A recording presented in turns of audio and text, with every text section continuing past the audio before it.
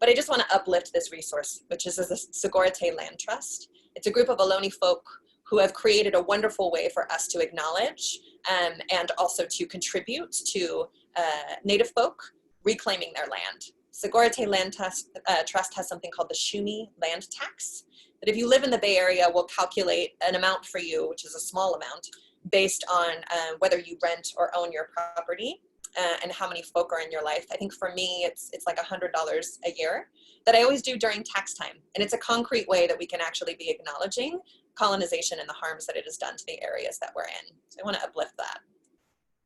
Audre Lorde, caring for myself is not self-indulgence, it is self-preservation, and that is an act of political warfare. So let's get into how we define safety, okay? So this word safety, I'm going to bring up something called, real quick. I'm going to bring up something that is a poll from something called Poll Everywhere. So if you can see on this screen, can you kind of see it even though my screen is small? The next kind of prompts, text Jadelynn StDre 222 to 37607. Can you all see that? Yeah, okay. So if you have a cell phone, get out your cell phone and to the number 37607, text the phrase Jadelynn StDre 222. And you'll get a little prompt that says, join Poll Everywhere. You don't have to click on the link. From there, you'll be able to populate this word map, okay? And the word map that we're working with is this question of how do we define safe? So you can just type in whatever that word might be for you. So comfort might be a word. Type in that word and it will start coming up on the screen and we'll see what kind of word map we come up with around this definition of safe. If you have some technical difficulties, feel free to let me know.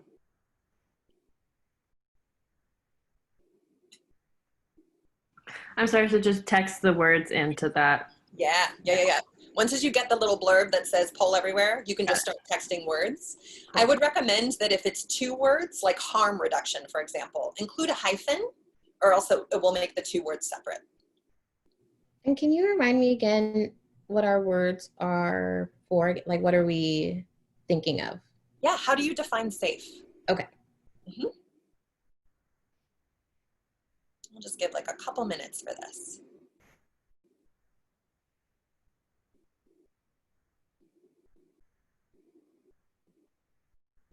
Notice how the words are changing. Larger words are used more than once.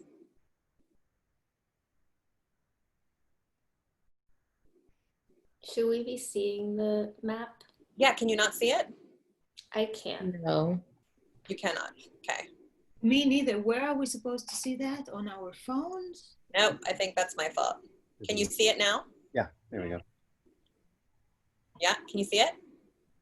Yeah. Yeah.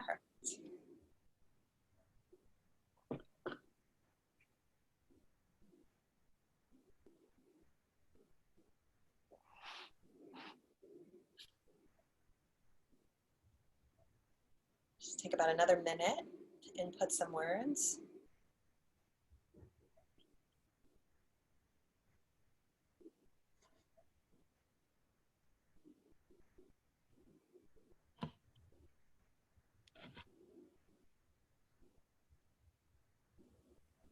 All right. So we're going to stop here and just notice this word cloud, right? Comfort and holding feel like the words that we're most often put in, but we also have freedom and love and security, stability, shield, liberation, free of harm, predictability, relaxed, open nervous system, accountability, held, regulated, express, aware, myself, privileged, comfortable, right? These are just a few of the words. And in seeing all of the words clustered together like this, would you all agree that like this has some flavors of what we might as a community buy into or agree are aspects of this word safe? Does that feel true for folks? Yeah? What we can also see in this definition is how actually, for example, if we're looking at words like security and privilege, yeah? How do those words connect and how do they not, right? An open nervous system as opposed to regulated nervous systems? How do those words connect and how do they not? My point in starting with this exercise is to underline the truth that, again, words are site-specific. And specifically, I'm going to stop the share here. Specifically, when we're talking about a word like safe, that is a word that is used often by clinicians. We have a safe space. My office is a safe space for you to come and talk to me. That actually isn't entirely true. Why? Because if my client comes into my office and tells me that they are engaging in self-harm, and I'm a clinician that views all self-harm as suicidal, that clinician might 5150 you. So is it really a safe office? If I'm coming into the room with a clinician, if I'm a person of color and my clinician is white or light-skinned, yeah, how am I sure that this is a safe space for me to interact in, yeah? So the concept of safety is something whenever my clients come into my office, one of the first things I say to them, because I work around trauma, is you might have been taught that the thing for you to do in therapy is to come into this room and immediately tell me your trauma history and go into depth about every aspect of your story. I want to just kind of stop us and ask us to take a moment to think about, are you sure you trust me with that information yet? Do we need to take a moment to build our relationship and for you to get to know me and even ask me some questions about myself to feel safer, right? Notice I use safer and not safe in this process of engaging in this work with me, which is another reason why I am transparent from the beginning about salient aspects of who I am, and why if a client asks me a question about myself, I never respond with, why are you asking me that question? Which is one of the main tools we're taught to use as therapists, right? If a client is asking me a question, they have a reason. If I don't want to answer them because of a boundary of mine, totally cool. But it's my obligation to tell them why, yeah? So that's another thing I tell my clients. You're welcome to ask me things about myself, and if I ever don't want to answer you, I'll always tell you why, yeah?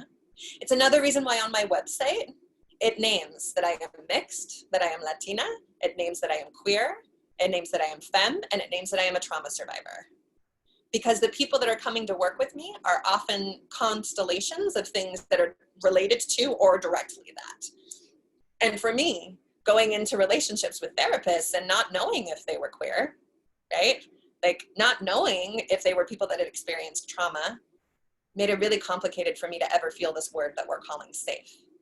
As a side note, I also want to note how safe can be weaponized by people with power and privilege, right? The situations in which it's like someone expresses, for example, to a therapist, hey, you did this thing and it felt like it really caused me harm. You said this thing and it didn't sit well with me and it was sitting with me all week long, right? If I turn to that client and say, are you sure that that's the way you felt? Or, oh, well, the reason I did was that. Or actually, you're kind of making me feel unsafe by telling me that I made you feel I'm unsafe. This is a huge misstep and an exploitation of power, not only in the clinical relationship, but in all situations. It's not unreasonable to talk about how we're feeling upset or uncomfortable, but claiming that we feel unsafe when someone is simply trying to tell us or educate us on the harm that we caused them is a step that we often take that is upholding oppression, marginalization, and privilege. So we have to be careful with that as well. When we say safety for ourselves, what do we actually mean? And is it just not feeling uncomfortable? Or is it actually about our personal safety, which is why personal inquiry is an essential component of being any therapist, and especially being a trauma therapist, understanding what these words mean to you, right? So we're gonna move on from there and just kind of like talk really briefly about some group agreements at this point. Group agreements generally would be something, can you see the screen? Maybe not. No. Can you see it now? Yes. Beautiful. Group agreements are something that, generally we would start with, but I started after safety because group agreements are a great way to engage a buy-in in regards to how the work is going to get done in the room. And they're not only important for large group structures, but they're also important with our clients. So I use a model called the 4 C's, which was developed in the collective I mentioned that I co-founded, Disclose, to talk about some guidelines for how we engage in safer practices and spaces. The first C is consent. So asking before touch, also asking before advice giving or opinion sharing, or referencing another person's story. Super, super important, right? Like someone might share something and they might not be open or want to hear your advice. So taking a moment to be like, hey, can I reference that or can I share this with you is essential. And then also being mindful of vicarious trauma, which means if we are going to engage in the act of sharing personal testimony, which can be very powerful and helpful in spaces like this, that we're first asking for permission or giving people the option in this environment to turn off their camera and mute their sound if it's not something they feel up to listening to. Confidentiality, what is said here stays here, yeah? And then also asking for permission before engaging fellow classmates in discussion around the topics that come up in the class outside of the class. So if after this you're like wanting to text your friend that was in this class and be like, oh, let's talk about this thing that came up, totally cool. But if we just take a minute to be like, hey, is it okay? Are you open to talking about this? It provides that person an opportunity to check in with their nervous system to decide if they have the capacity, right? And then considering how outside spaces may or may not be safe enough for disclosure and or sharing. So you're outside and you're like talking to folks and you're on the phone and you're on the phone with them and you notice they're kind of like not responding as directly as you expect. It might be because they're surrounded by people that they aren't safe enough to share aspects of their experience with. So always checking in about that. Communication, so critiquing the idea, not the person, right? Trying to hold this framework of understanding that when we share problematic stuff, it can be something that's coming out of a way that we've been socialized or information that we have gotten that is faulty and underlined by supremacy. And so as much as we can, trying to keep in mind of critiquing the idea, not the person. But we also want to acknowledge intent and address impact. Addressing impact is really the essential thing here. Making sure that the phrase, I didn't mean to do that, doesn't become an apology, because it's not. And that the phrase, I didn't mean to do that, doesn't become an excuse that allows us to invisibilize the harm that the person experienced that's bringing up the inquiry, because oftentimes that's what happened. Well, I didn't mean to do that. So what's your problem? I mean, like, that wasn't my intent. If that's our first course of action, that's a problem because we're not addressing the impact. And then the last is care. Honoring each other as the experts of our own stories, right? And making space for differing levels of knowledge, experience that might be in the room. Super, super important, right? Because this is where class privilege comes in, where education privilege comes in, ability levels come in. All of this, we want to make sure that we aren't just using language that's only accessible to us, but if we use words that feel like they need to be described more, that we work to describe them and to define them, especially if they're things as we understand them, which means that as we're going through today, if stuff comes up that it feels like you want me to explain, feel free to stop me, and I'm happy to explain things as we're talking about them today, okay? Does anything feel like it wants to be added to these before we move on?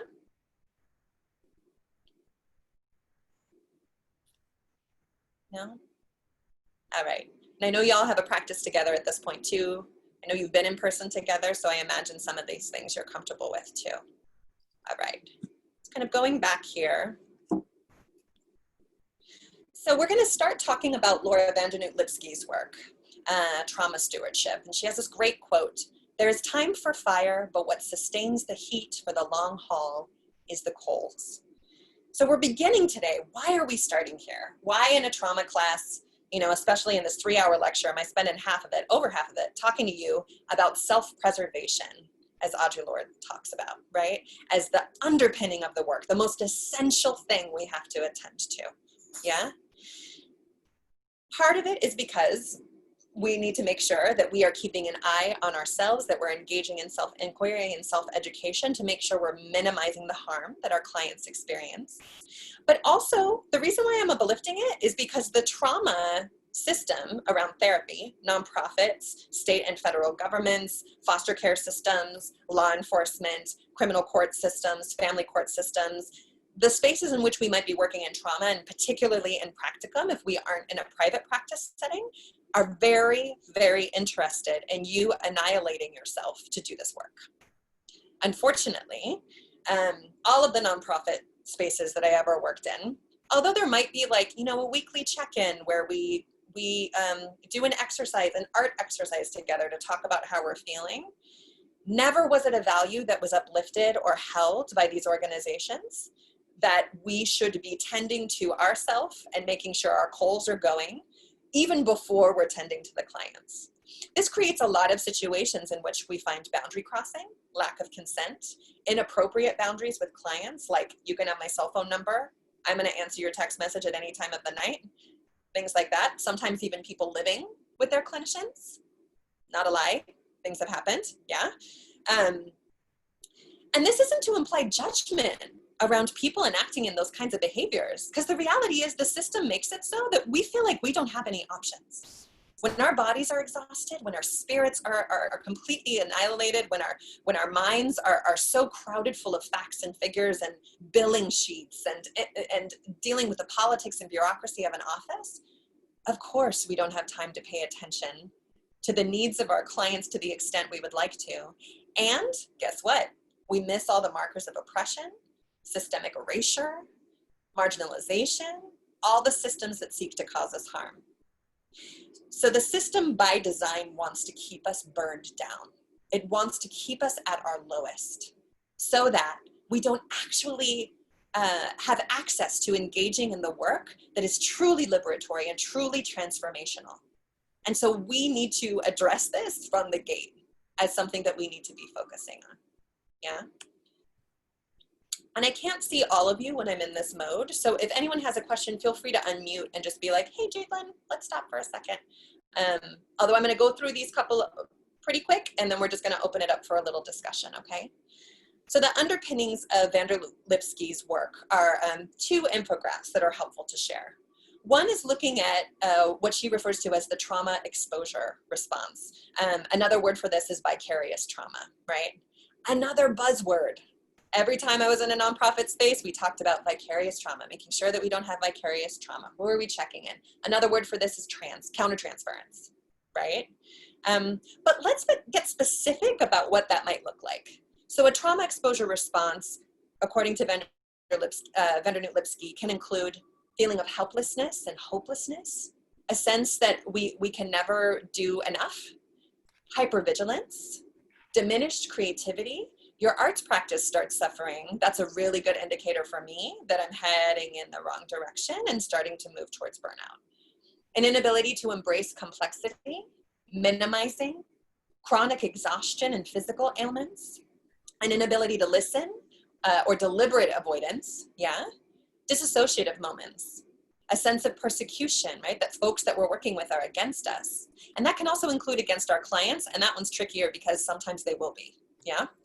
Guilt, fear, anger and cynicism, an inability to empathize / numbing, addictions can come up, or grandiosity, an inflated sense of importance related to one's work. Like, if I don't help this client right now at 3 in the morning, no one else will help them, and that will be it for them. All of that cycle can come in phases through us when we're doing this work. And if we notice any of these things, this graph is really helpful because it keeps an eye to how it comes up and when it might come up, and then we can think about what to do about it, right? So her next graph, after this brief quote, you should not have to rip yourself into pieces to keep others whole, by Emma Bleeker. I'm hearing someone's mute odd. Does anyone have a question? No? Okay. I know it's a lot of words, but after this, we're going to take a break. Van der Lipsky proposes that how we work to address this looks like this model, which, I mean, I don't know about you all, but so many times I read these texts that are like, this is the problem, and then we don't get to what do we do about it, yeah? So van der Lipsky can be helpful in this way because she provides this framework, and she uses the 4 directions to look at it. So first, what we want to tend to is in the element of water, which is in the direction of north, creating a space for inquiry, right? Thinking to ourselves, what am I doing and why am I doing it? Is trauma mastery a factor for me, which is something she identifies in the book and defines there? Is this working for me? Is my workspace, is the work I'm doing with my clients working for me as well? Yeah? She moves to the east, which is the element of fire, choosing our focus. So where am I putting my focus? Yeah? And what is my plan B? She mentions having a plan B, not to be like having a direct out, but is it something that is a tool to have some spaciousness where we never feel like the work we're doing is the only option we have. Yeah? South, we have the element of earth, building compassion and community. So creating a microculture, practicing compassion for self and others. And then what can we do for large-scale systemic change? How are we making sure we're involving ourselves in advocacy, direct action, and community building that is addressing the systemic impacts that are happening to our clients? And then to the west, we have air, finding balance, engaging with our lives outside of work, moving energy through, and whatever practices work for you, and gratitude. Vandernoot Lipsky underlines this as daily practices of centering ourselves, right? Like we have to engage in this daily when we are doing trauma work. And I'll be real with you, like after doing this, this is my like 11th year and more direct sort of in the trenches trauma work. It's hard to keep that daily practice going. So even thinking about micro rituals, you might have heard this before, but the simple act of washing your hands. My dear friend and brilliant artist, Angela Hennessy, talks about, I am able to find grief while washing my dishes. I am able to find grief while sweeping the floor. And this is something that I think we can engage as a practice, as in I am able to care for myself. And the simple moments that I have in my life, it doesn't have to be this big practice that self-care wants us to believe that it is, that costs money, lots of time, and that doesn't involve any interdependence or community, okay?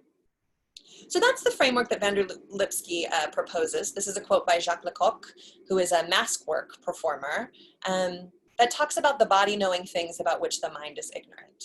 Yeah, so making sure that this inquiry is one that not only attends to our cognitive mind, but our body and somatics as well, which I know we discussed. The reason why that is important is because those two things are intricately linked and inform each other. Absolutely. And keeping an eye on that for ourselves as well as our clients is tremendously important. Because then we can also assess, is it safe for me to stop dissociating in this environment? Or is it not? Because you know what, dissociation is a really incredible tool of resiliency and survival. And you know what, sometimes during my day, especially with everything going on in the world, some people mentioned, right? I need to take a moment to be out of my body and out of my mind to take care of myself. How do we move out of pathologizing that and figuring out how we can be intentional about when we employ it, yeah? So I just wanna open it up real quick for us to have the opportunity to talk about this framework. What comes up for you? What are the thoughts that arise in looking at Vandernoot Lipsky's work? This is a very big time shorthand, yeah? Like I mentioned at the beginning, we're not gonna have time to have the deep discussions I'd love us to have. And this is open for critique. Every single thing we're reading, we should be thinking about how it could be better, yeah? There might be some things that are helpful and some things that feel unfinished. What comes up?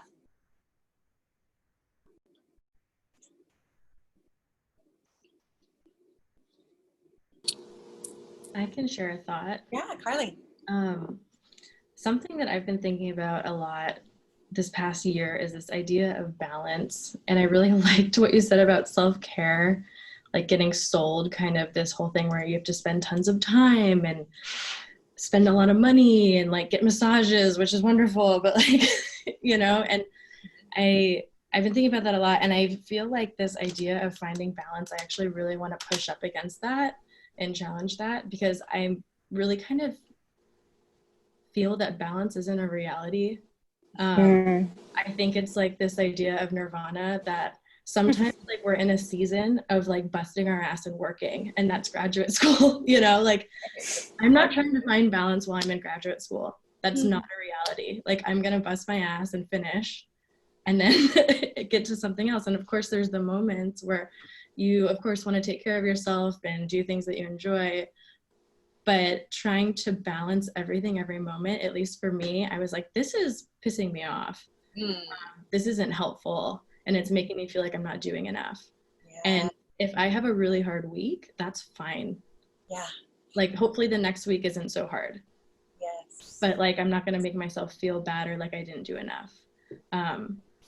So that's something I've thought about. There's always like the self-care balance, like, yeah, I don't know. It's sort of frustrating me. And I think I also was immersed in like a world of yoga and meditation for many years. And sometimes you meditate for an hour a day, and sometimes you meditate for 5 minutes, you know, like the balance isn't true for that either. Yeah. I think so. So anyway, that's just like something I wanted to challenge and what other people think about that. I really appreciate that, because what you're pointing to is the way that our definitions of these words have become commodified, and expectations that if we don't meet them, we are wrong and deserving of shame and blame, and that we're the only ones that got us into this situation. So pull yourself up by the damn bootstraps and get yourself out. Yeah? As opposed to thinking of the framework that Audre Lorde presents, which is self-preservation, right? How instead are we thinking through, instead of self-care, which is commodified into this capitalist package that we do right or we do wrong, what is it that we need to ensure our own survival, nurturance, and nourishment? And how are we making sure we have folk around us in interdependent networks that make sure that at those times that we can't hold our own personal well-being up enough for us, that there are folk that are going to come in and they're going to help us hold it up. And they're going to be those reflections that help us think through it. Yeah? Because I mean, I hear you, graduate school, woo, it's like a do, you know, like you're running. And since graduate school, I haven't felt any different than that, to be real with you. It's felt like trucking the whole time. And I had to have some real serious conversations with myself at one point about how it felt to me, the lies of capitalism that were sneakily creeping in for me, that were telling me that ultimately projection and running myself into the ground were the ways that I achieved things and the ways that I had value. And once as I started to question that with the help of wonderful community organizers and, you know, incredible schools of thought that are super radical, and the work of people like Lorde, right? Then we're able to come at it from the perspective of, actually, my sustenance and my nourishment is necessary for me to be in this space. If I run myself into the ground, how is my work suffering? How is myself suffering? How is my relationship with my clients suffering? Yeah. And so, I mean, I hear you as an organizer, you know, when we get up to an action, it's like, whatever, just like don't sleep and get whatever needs to be done. Yeah. Oh, well, that's not exactly what I'm saying. No, I completely agree with you with the sustenance and nourishing yourself. Right. Yeah. No. Yeah, and I hear you.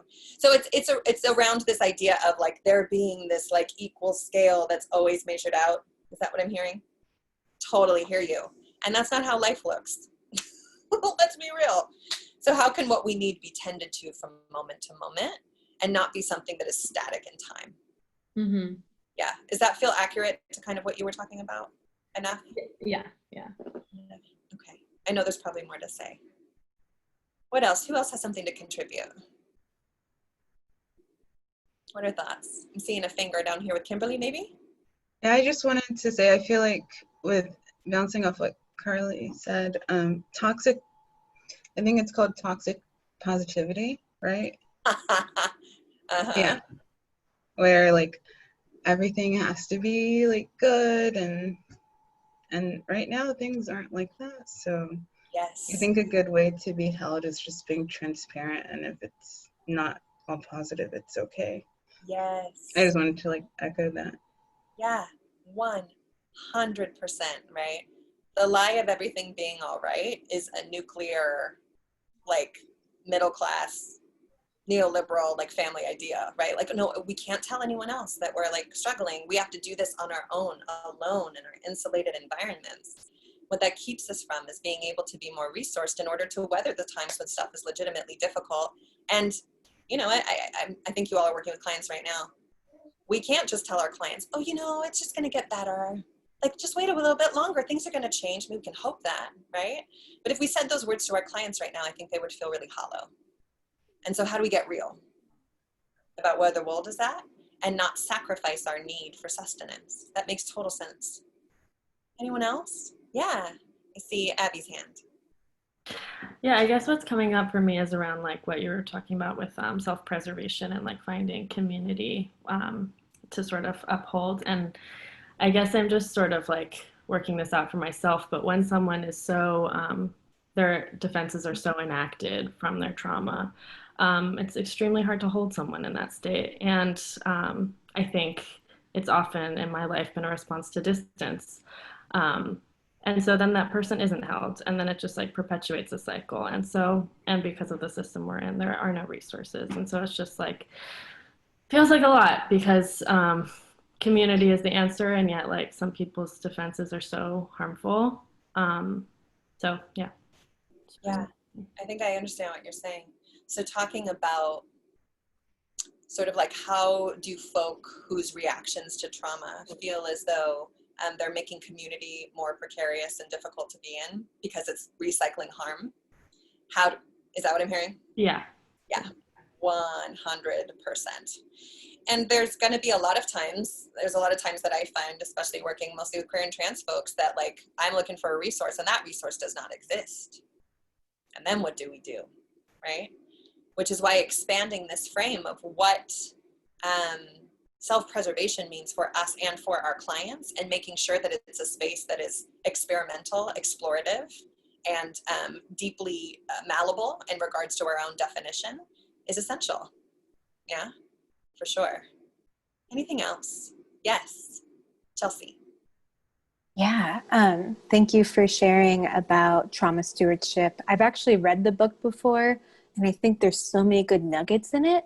And I'm finding that when I read the book and during the presentation, I had a strong somatic response to the section on grief, and particularly like grieving the losses of our clients and grieving what we see in the work.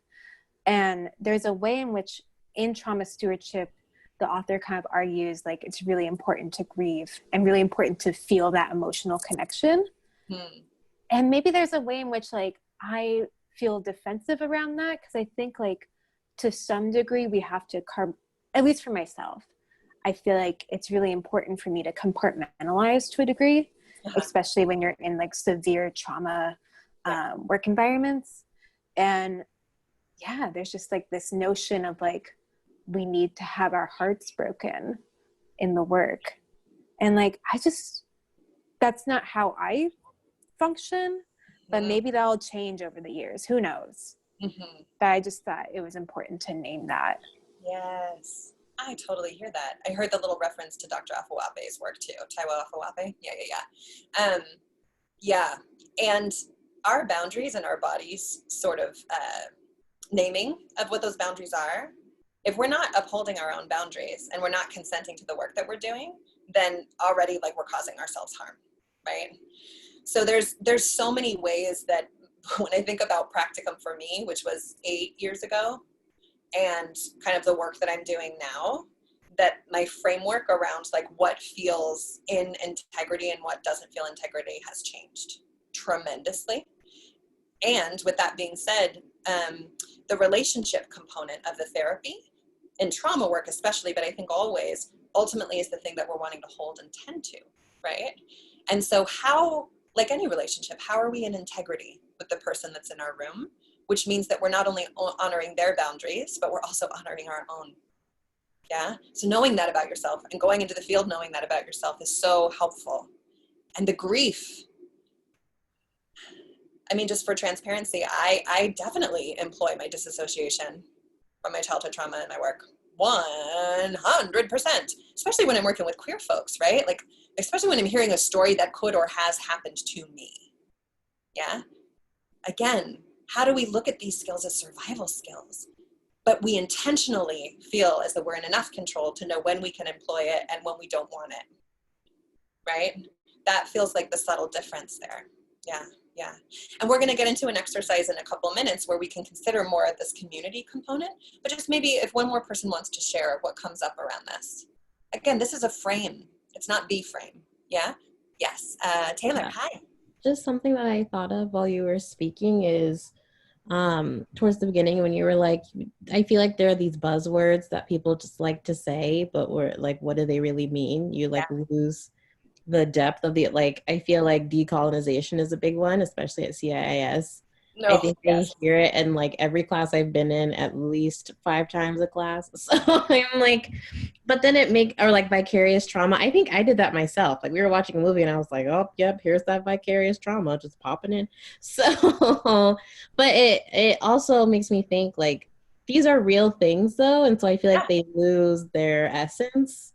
And I start thinking less critically about them because I'm so annoyed with people just using them as conversation pieces. So I'm like, ugh, can you please stop saying that every 5 minutes? Do you even know what it means? Like, Yes. so maybe, and like there are plenty of other buzzwords, but those are two that I think of where I'm like, oh, we like are in this culture of a school that's supposed to be aware. Like as a therapist, you're supposed to know all these things, but like then you just start using them in conversation because you think you should, rather than like, is it appropriate? Do you know what that means to other people? Your definition of this is probably not the same as somebody else's. So that was something that really stuck out to me, was like, when we use all these hot topic words, what is the depth behind them and how are they really affecting the people we're using them with? Yes, 100%. And let's just be transparent. CIAS is a place that has places that feel transformative and like they're engaging in that critical inquiry, and is a space that manufactures incredible harm around appropriating and making anthropological, right? Like kind of like coming in, extracting wisdom, and then like using it in its own form in really intense ways. And CIS deserves to be criticized in multiple ways, in so many ways. So yeah, you're absolutely right to call attention to that. Yeah, like coming into this and like talking about like, what are decolonial practices in therapy? Like, what are we actually talking about? And what does secondary trauma mean? What are we actually talking about? Which is why I say in the beginning, right? Like, we have to be critical of this language, and also recognize that this language might not be accessible to our clients, right? If I'm coming into the room with my client and I'm like, I am a therapist that's, working in decolonial practices, and, I'm noticing my secondary trauma when that comes up, like this destroys the fabric of the relationship already. Yeah. And I think this is where I want to emphasize and underline like continual education and making sure that we are in the active act of self-inquiry constantly, as opposed to just getting lazy about using a whole bunch of language that actually feels like it's lost its meaning without specificity. So with that, when I say looking at decolonization of therapy, specifically what I'm looking at is the upsetting of systemic power, looking at the upsetting of this anthropological idea, like I said, like extracting information from a community and using it to give them betterment, but only as the system and the people of power define it, and extracting indigenous wisdom, and I would say the wisdom of people of color, to undergird all of these practices that are only recognized when presented by white, cisgender, heterosexual clinicians and academics. The whole academic institution. Yeah, right? So that's what I mean when I use that word. And I think that it's a great practice too for us to, when we're in session with our clients, make sure that we're reminding them that they have a right to ask us what we mean about anything at any given time. Yeah, because those kinds of misunderstandings can sometimes create real relationship rifts. So I appreciate you mentioning that. Yeah. So we're going to move on. I saw a couple head nods and I wasn't sure if there was maybe one more burning share that wanted to happen. No? Okay. So again, a framework, right? But ultimately what the framework is wanting to do is it's wanting us to look more closely at what is it that we mean when we talk about like, right, we need to take care of ourselves in doing this work and put ourselves first. So I want to engage in a little activity that I learned first from, I'm currently almost finished with my ASECT certification, which is a sex therapist thing. I also just want to underline that when you get out of therapy and out of graduate school, the systems continue to be a racket. So there's all of these other like things you can get certified in that some states require and some don't, that require more time and money, that can feel really frustrating. Right now I'm engaging in one of them, which is a sex therapy certification. And like I said before, the reason why I've chosen to engage in it is because ultimately I want other people in the field being able to do this kind of work. So when I was taking that training, some sex surrogates, which I won't define exactly what sex surrogacy is all about in this meeting, but if you have questions about it, feel free to reach out to me, presented this exercise, which I think is a really great exercise to consider, like what are our inherent boundaries, and get some more information about where the like kind of fizzly tickly spots might be for us around both consenting to things and laying down those boundaries. So this is an exercise called May I Will You. Is anyone familiar with May I Will You? Seeing a couple head nods and a couple head nods this way. Okay, great. So we're just gonna do the first part of may I, will you. Can you see my screen? Maybe not, hold on. Can you see it now? So may I, will you. So the first, what's gonna happen in a moment is I'm gonna put you all in groups of 2 and send you off into the Zoom space to engage in this exercise together. The first part of the exercise is one of the partners is going to start with a question that begins with, may I? You're not in person. If we were in person, I might ask you to consider things that would involve touch, right? And touch that would, you know, leave off any of the sort of bathing suit areas, yeah? But you can ask questions in the Zoom space that might look like, may I come over to your house without a mask? Or may I buy that painting from you on your wall? Or may I ask you really personal questions? Yeah? So the first person is asking these questions that begin with may I.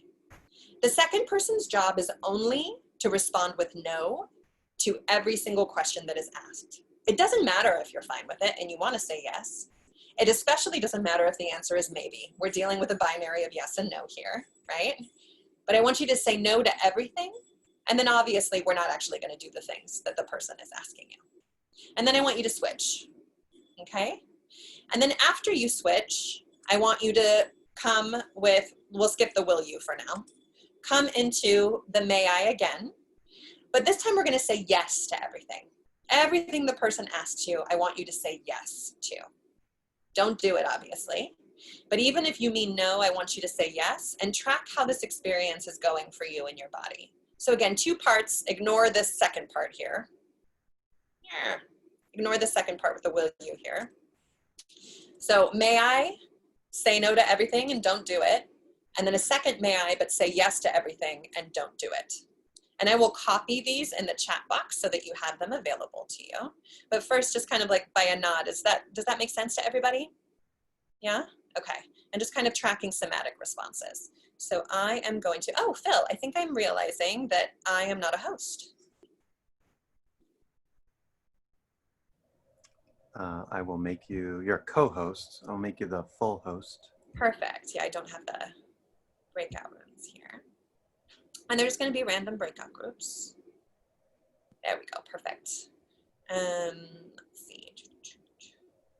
Is a more advanced exercise. It's not one that I would do with clients just the first or second meeting. But it's something that we engaged in with together. So will you gets added as well. So that we're looking both at will you do this for me, but also like may I do this with you, but also will you do this for me, which brings up a different set of experiences, right? So may I no to everything, will you no to everything, may I yes to everything, will you yes to everything. And then we move to may I or will you, and saying what is actually true for you, and then doing it if both parties are willing, right? So if we were in person, I might say, can I squeeze your earlobe? And you might be like, yeah, totally, you can squeeze my earlobe.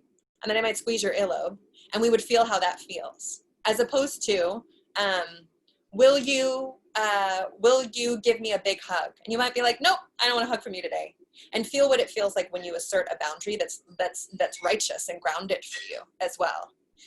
Sometimes I also like to bring up in this exercise, and I would never do this with a client, but in training sessions, I ask, now what if the prompt was, you say, may I or will you? The answer is always yes, and you always have to do it. And immediately what happens in the room is people, like your body, your whole automatic nervous system gets involved. I stop immediately and say, we're not going to do this. But what happens when choice and agency gets taken out of the situation?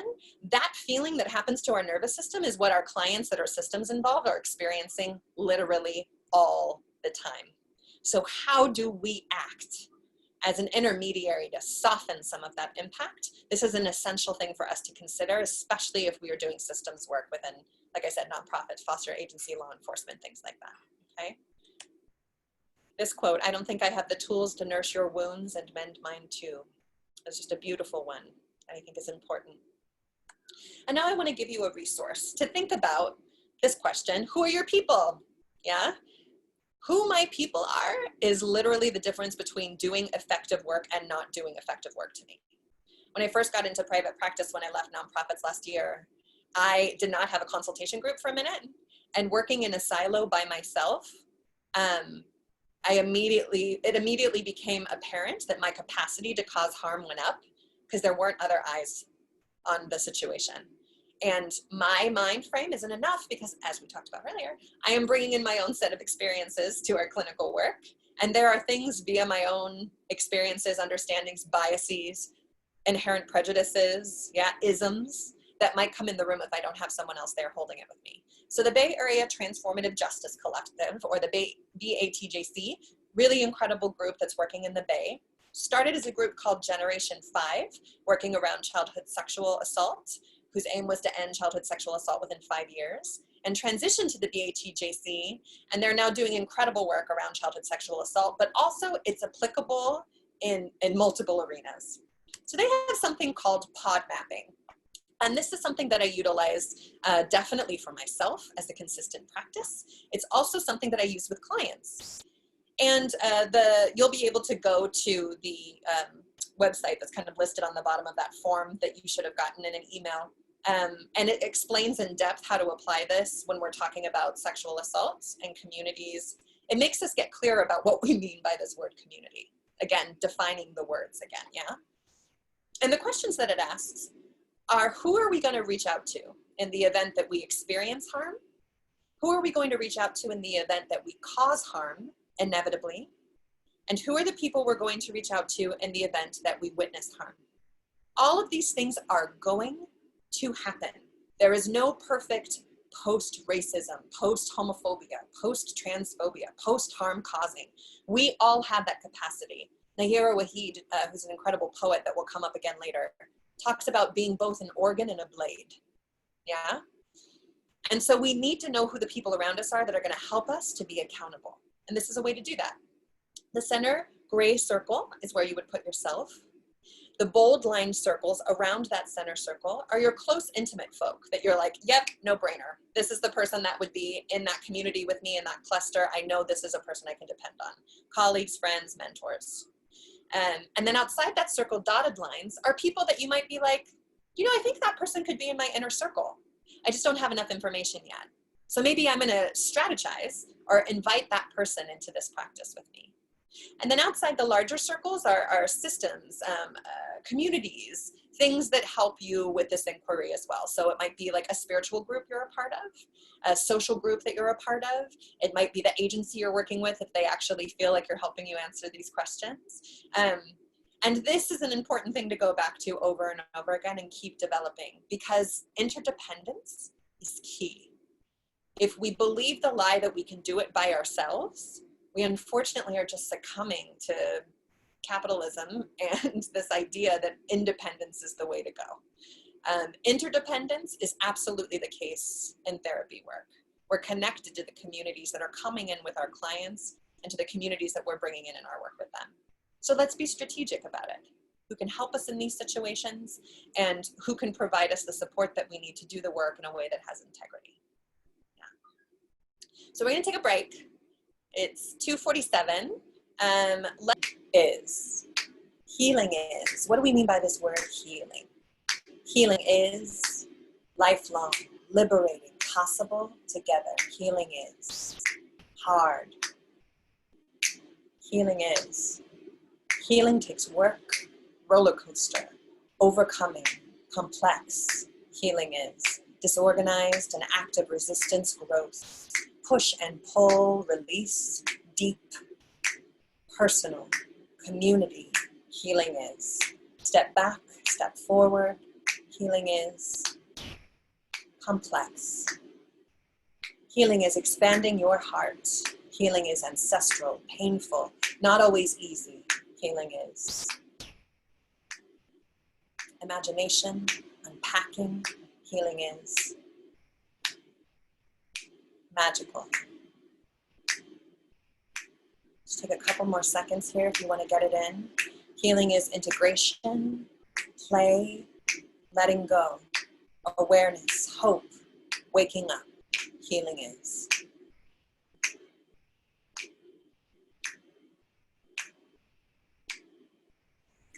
Acceptance. We'll bring that to a close. So we see in this poetic text and poetic definition that we created here how very site-specific both our definitions of trauma and healing are. The more we conspire with our clients, the more we invite them into the opportunity to be the architect of their own healing and their own transformation, as opposed to assuming that we as the clinician, even though they might view us this way, are the ones to come in and provide this healing with them, to help them think through their trauma. If we honor folks as the experts of their own stories and invite them into the co-creation of the scaffolding that will create their path to move forward, then we are truly engaging in the act of liberation and undoing these very complex, sometimes harmful systems that we're all going to be complicit in with this license. It's just true. So instead of denying it, how do we use knowledge and awareness of that fact to mitigate the power and the misuse of power that often occurs in work around trauma, and especially in work with folks that have experienced depression? Yeah. So endlessly questioning language. What do we mean? And asking clients to participate in defining and illuminating the path forward with us, right? Because then when they move forward, it isn't just, I worked with this great therapist and they helped me do this. It's, I did this work and my therapist was there with me to encourage me and provide me with some tools and insight. That's what we want, yeah? That sense of autonomy and self-respect. So with that, I want to move to the DSM-5 definition of PTSD. So when we're talking about trauma, generally the diagnosis that we're giving is PTSD. And working with diagnosis happens in varying degrees. If you're in private practice, if you're not taking insurance, you might not ever have to give a diagnosis. If you are working in agencies, if you're working with any sort of medical billing, you 100% will. And I want to remind you that every diagnosis we give remains on someone's medical chart. It can be viewed and can absolutely influence the treatment that they receive from other providers. Diagnosis is power. Diagnosis is naming. It isn't just saying you have this. For some clients, it's so deeply internalized that it becomes, I am this. And we have to hold that framework all of the time when we're working around the subject of diagnosis. So I think Phil sent to you a one-off handout sheet, yeah, that kind of had the criteria for PTSD. Yeah, you might have had a chance to look over it. If not, know that you have it. And right now we're going to focus on just the beginning part of the criterion A of the PTSD diagnosis. So always remembering the history of PTSD coming out of working with veterans that had experienced what was called shell shock, right? And then being expanded when we got into what was called the battered women's movement. A little bit from there, we have the work in the 90s of Judith Herman around complex PTSD, which we'll talk more about in a minute. And now we have PTSD that was just amended by the DSM-5 to be a little bit more inclusive, but I'm curious what we think about how it exists now, okay? So criterion A for PTSD is you were exposed to one or more events that involved death or threatened death, actual or threatened serious injury, or threatened sexual violation. Death or threatened death, actual or threatened injury, or sexual violation. In addition, these events were experienced in one or more of the following ways. You experienced the event, you witnessed the event as it occurred to someone else, you learned about an event where a close relative or friend experienced an actual or threatened violent or accidental death, or you experienced repeated exposure to distress and details of an event such as a police officer repeatedly hearing details about child sexual abuse. This is criterion A. This is kind of the main sort of meat of the definition, and then we get into symptomology after that. What do we think about this? What do we think about this definition? What comes up? I think what comes up for me, like the last one, just witnessing, especially with the internet, lots of triggers out there Yeah. that I've had to like literally talk to my, yeah, it's just a lot. So even if it's online and it's so prevalent, I think that's a problem So too. real. It's like there's awareness, but then there's like, I don't know, unfinished thought. No, I totally hear you. I mean, technology provides this whole other frontier of experiencing and witnessing trauma that isn't included at all in this definition, right? We're not talking about witnessing the spectacle of violence specifically right now. We're not talking about what it means for Black folks to witness Black folks getting killed by the police all the time, right? Where are we talking about this? Where is that included in this definition? Is it included in this definition? What do we think about this? What else? Yeah. Nora, hi. Yeah, I think to that point, it's interesting that the example they choose to use is a police officer. And it just makes me ask who wrote this. Yeah. Great question, right? Like, what bias does that show that the crafters of the DSM-5 might have, to use police officers as an example? And what goes through some of our bodies, right, when we just see the words police officer written? What happens? Yeah. Whose experiences are we privileging? That police officer hearing the trauma of childhood sexual abuse that is complacent in a system that is enacting harm. But what about that family? Yeah. What about the recycling of stories from generation to generation to generation? Why are they not being used as the example? What's that about? What else? I was thinking about that too, how like, honestly, I feel like it's the other way around. Like talking to the police and experiencing the police is, and like having to continuously tell stories can be the traumatizing piece, not the police officer having to hear it a million times. Like I think I had a very strong response to that last one. I was like, mm-mm. Mm-hmm. Because it feels ridiculous to me that, and I think it's just because of the uproar of what we're living right now. I'm like, I feel like they're looking at the wrong side of it, you know, because I know people in my life who have had to tell stories repeatedly over and over again. And then that trauma of having to continuously tell the same story and feel like you're being challenged by the police can be very traumatizing. Yes. Thank you so much for pointing that out. Because we fetishize the narrative, right?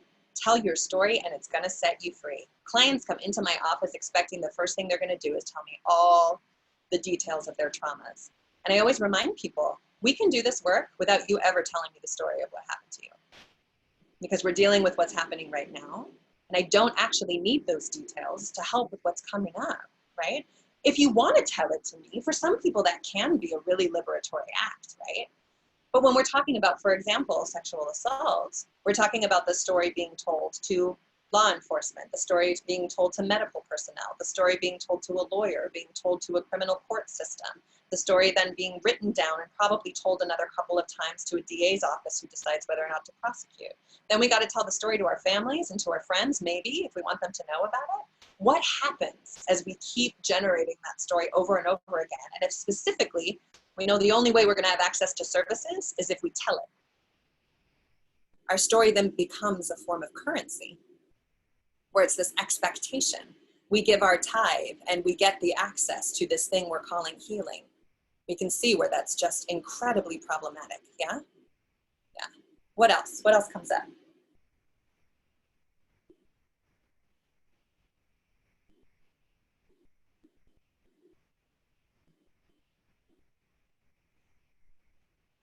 I know you are at some real long days.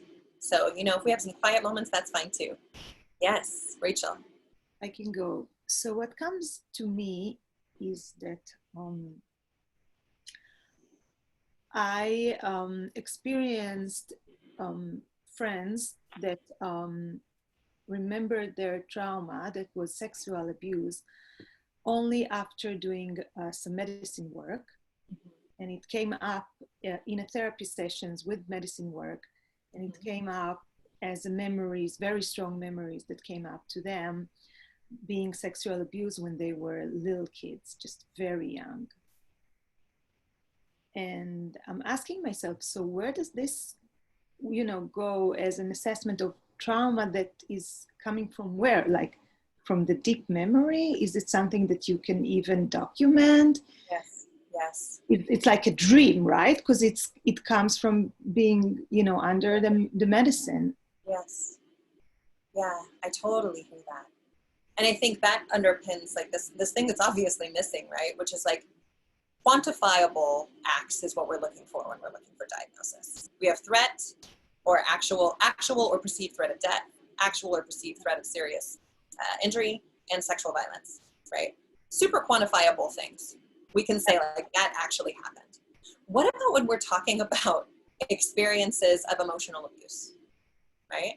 Yeah. When we're talking about experiences like you're talking about, right? Of like of a recovery of a memory that happened that feels kind of hazy and like we're not 100% sure how much access we have to it. Yeah. What happens when we're talking about oppression and marginalization? Yeah, like those things don't have a place in this diagnosis. What does it mean for people of color to go through these systems? What does it mean for people of color to go through the school system? What does it mean for queer and trans folks to go through the medical system? What does it mean? Does not have a place in this diagnosis, right? And that is a tremendous problem, yeah? So that begs kind of the question, how do diagnoses, and this is just one we can kind of riff on, yeah? Why do we need diagnosis?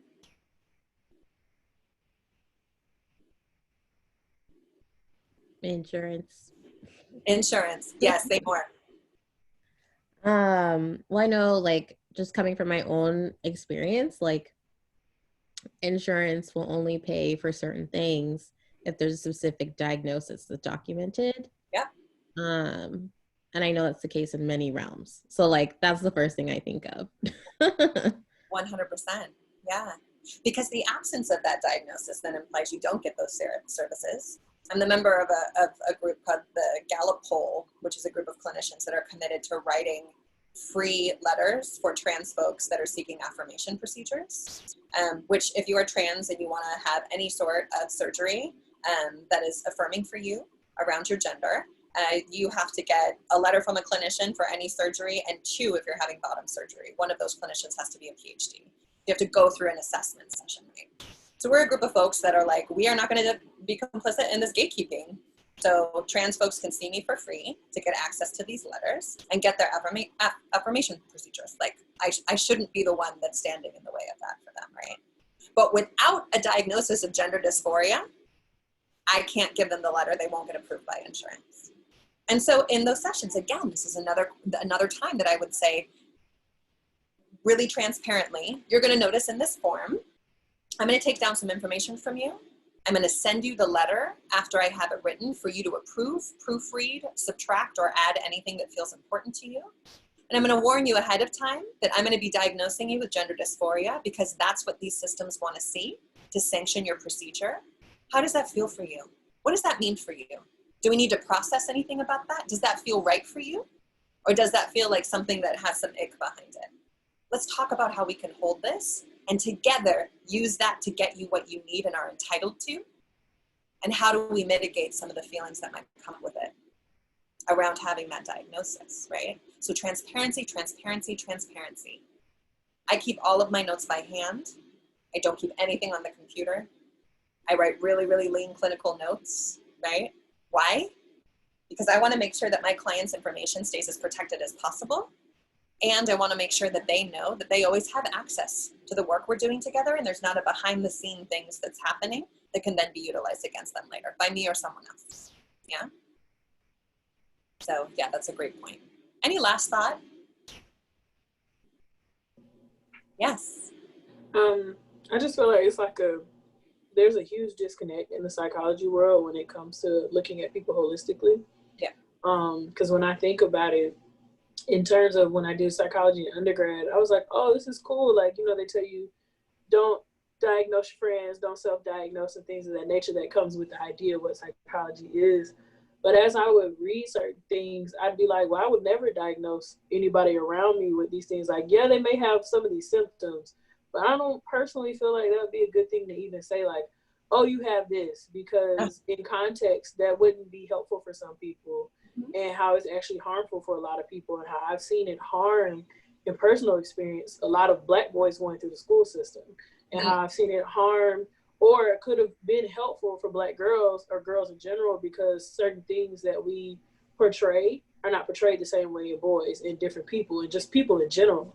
And so it feels like it's a box. Like it feels very like, I'm going to put you here and you're just going to have to live with that once I give you this label. And how the language has always felt like there's a disconnect between the general public and the people who really need these services versus people who are in these positions of being psychologists, being psychiatrists, and just being in these, you've gone to these schools, you've been in white academia, and you know all these things, and yet you're seeing people who either don't look like you, who probably have never been to a master's, maybe even undergraduate, and they don't have the same language. They don't understand the jargon. Jargon, that word itself is annoying. Yes. But that's something I have to say sometimes for people to understand where I'm coming from, where for me, it would make more sense to just speak how I normally speak. Yes. And so whenever I look at the DSM, I'm always like, this is so annoying. I don't want to read this. But then I know, like Taylor said, you need it for insurance. A lot of people cannot even see me if I don't give them a diagnosis. And it just feels wrong in general. Like, in my natural body, I am very adverse to diagnosing people and telling them what their experience is when they're coming to me and saying exactly what their experience is. Yes. Thank you for sharing that. Absolutely. That ick is right on, right? Because it is doing exactly what you're saying, right? It's naming on behalf. Usually these assessments, depending on where you're working, sometimes they want you to give a diagnosis after the first session, which can be anywhere from 20 minutes to 50 minutes. How does this make sense? Yeah. How do we take a breath and give our clients the opportunity to say, I know you need access to these services, and this is a diagnosis that I might apply to the situation you're describing to me. Are you comfortable with me putting this on your chart? This is what this means. Let's talk about what it might mean for you. Like really, really breaking down, like, what is this going to look like? So that years later, and I've had this experience with a lot of clients, they're not like, oh yeah. And then I went to the doctor and the doctor told me I had borderline as one of my diagnoses on my chart. And I noticed I was being treated kind of funky. And this one nurse just told me offhandedly, oh yeah, well, you have, borderline in your chart. And so like, I think people just are nervous to interact with you. We have power. We have so much power. And if we aren't getting ahead of our power and showing our hand to our clients, and again, engaging them as collaborators in subversion, then like we got a problem of getting around the system. Yeah. So on that note too, I want to point out just a couple of the other diagnoses that kind of come along with this. You mentioned some of the ways that youth are impacted, right? So I want to point out some of those a little more explicitly. I'm going to go back to sharing my screen.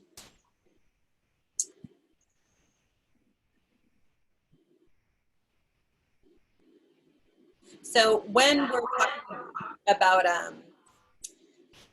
PTSD, that's one of them. But then we also have all of these other trauma and stress related disorders that come in, and a lot of these come in for youth, right? So PTSD is one. Then we have reactive attachment disorder and disinhibited social engagement disorder. Reactive attachment disorder being youth that don't respond to what we're calling safe or nourishing caregivers, which might be caregivers that aren't safe and nourishing for them, right? But we in the context of an agency might just be noting in the supposed safe space they're now in, why aren't you interacting with your therapist? Why doesn't your social worker, why aren't they able to get your attention, right? Generally, this diagnosis is attributed to kids that have experienced extreme neglect. Disinhibited social engagement disorder is the opposite of that. These are young folk that are like, will you be my best friend? Will you promise I'll never leave you? Let's hug right away, and kind of clinging to their therapist. So this is another example that's usually, as from a history of trauma, that immediately we try to start figuring out how we pathologize, right? Instead of thinking about how it's kept them safe. Conduct disorder is a big one. Conduct disorder is given to folks below the age of 18, and it's typically applied to youth that the system views as engaging in criminal behavior, right? So this is absolutely, if you have the instinct right now that this is racialized, you are 100% right.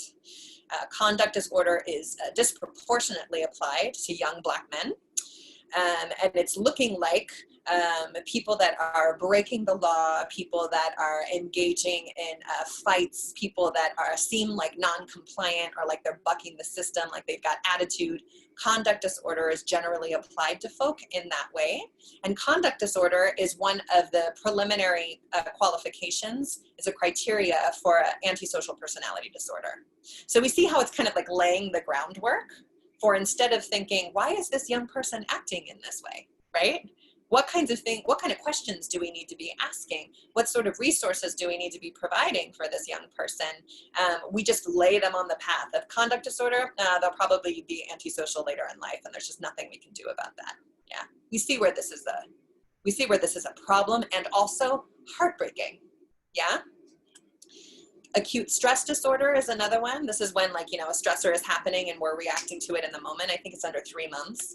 And then adjustment disorders, where something traumatic happens in a moment that doesn't involve death or injury, something like a big move happens or loss of job. And then you have an adjustment disorder while you adjust to this major change in your life, okay? So again, all of these things are absolutely complicit in systems of oppression. And we have to be really, really critical when we see someone's chart that lists these things and wonder sort of how it's coming up. Now, this kind of relates back to what we were talking about at the beginning. We talked about how the system wants us to be burnt out, exhausted, under-resourced, operating in a silo, feeling completely alone. When you are engaged in hours upon hours of billing and you have a caseload of maybe 50 to 100 different kids that you are relating to, and you're trying to figure out how to intervene in households and you don't have the time or resources for that, and you know that your boss just needs some diagnoses to make sure that they can even just consider to see you, your ability to resist that system is so much lower, right?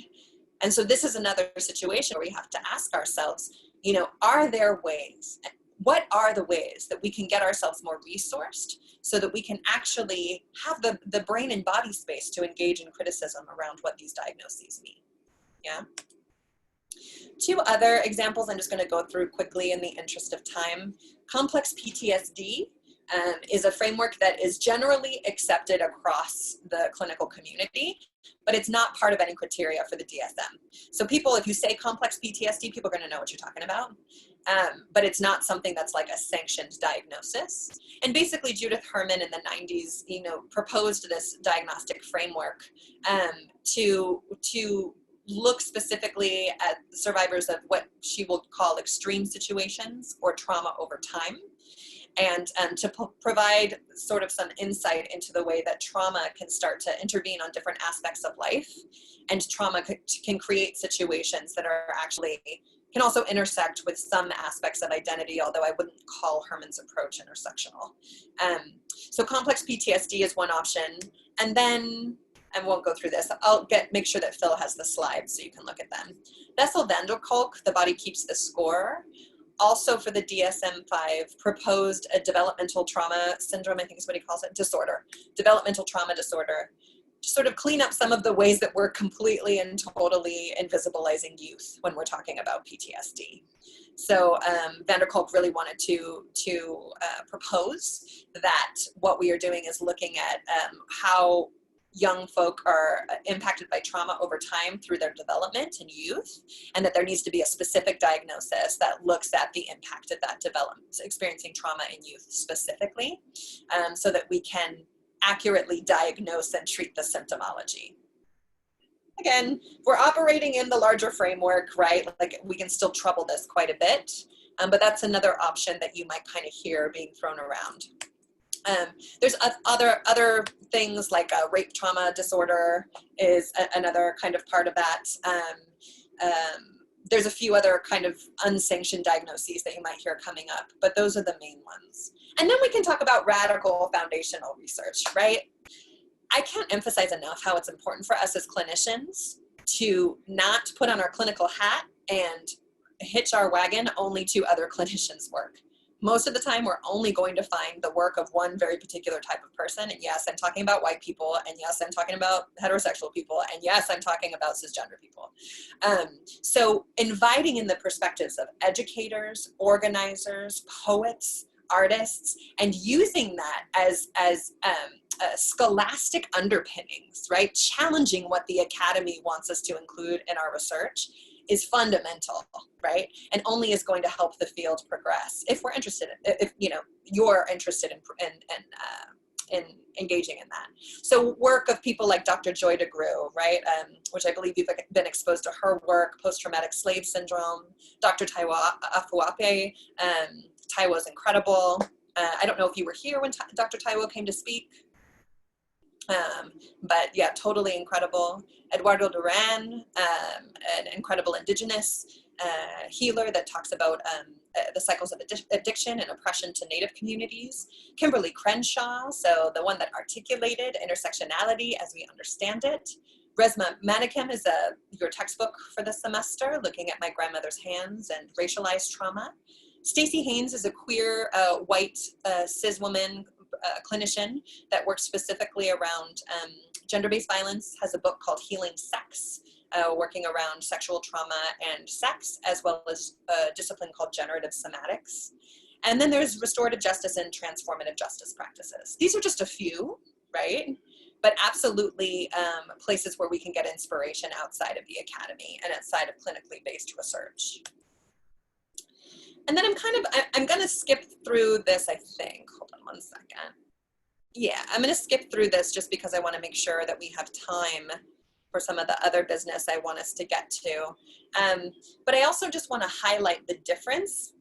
Phil had told me that you're familiar with the article written by Dr. Ginwright, Dr. Ginwright, talking about shifting from trauma-informed care to healing-centered engagement. Is that something that we're familiar with? Seeing some heads nodding. Wanting us to be critical of this idea of trauma-informed as well. Again, what is the language we're using? How often do we hear it, and has it lost its meaning? Do we all mean the same thing? But you're gonna hear trauma-informed care a lot, which is basically a philosophy that is designed to highlight the relationship between the environment triggers and perceived dangers that a client might be bringing into session with us. So if we understand and assume that a client might be coming in with a set of experiences that predispose them to trauma, then we are able to then get ahead of some of the ways that we might cause harm if we don't care for that from the gate. And also understanding that, like, we as clinicians have the capacity to cause harm, and how do we also get ahead of that? Again, find your people. Dr. Ginwright proposes a different model, which is healing-centered engagement. And that model includes, this model is explicitly political rather than clinical, right? Anyone that tells you that you can separate politics from this work, I have questions about. Again, take what works for you and leave the rest. I don't know how not to do this kind of work without thinking of the politics around it. Healing is explicitly political. Next, healing-centered engagement is culturally grounded and views healing as the restoration of identity. I love this. Next, it's asset-driven and focuses on well-being that we want rather than the symptoms we want to suppress, right? And for me, this speaks to vision. What are the visions that we hold for our clients? What are the visions that they hold for themselves? And how do we uplift that vision as opposed to emphasizing symptoms that need to be treated, right? And then it supports providers with their own healing, right? Back to the beginning. We cannot erase ourselves in these rooms, y'all. We have to be interested and invested in our own self-preservation. And Dr. Ginwright proposes starting with building empathy, encouraging people to dream and imagine, which can sometimes feel like, how do we encourage folks? My wife is, I'm gonna toot her horn for a little bit, a really brilliant housing rights activist and works with unhoused folks really frequently. And, you know, one of the things that she's doing in her recent work is asking unhoused folks, what does it mean to dream? And what does it mean to imagine? How do you dream and imagine a world in which this isn't the reality? And people shy away from doing that because somehow we think that it's rude or it's just underlining things that people don't have. But then when we note that in the encampments, one of the things that is asked for most is drawing paper and artistic supplies, How can we deny the fact that vision and dreaming is not an underpinning that is necessary to humanize folk, to humanize the individual?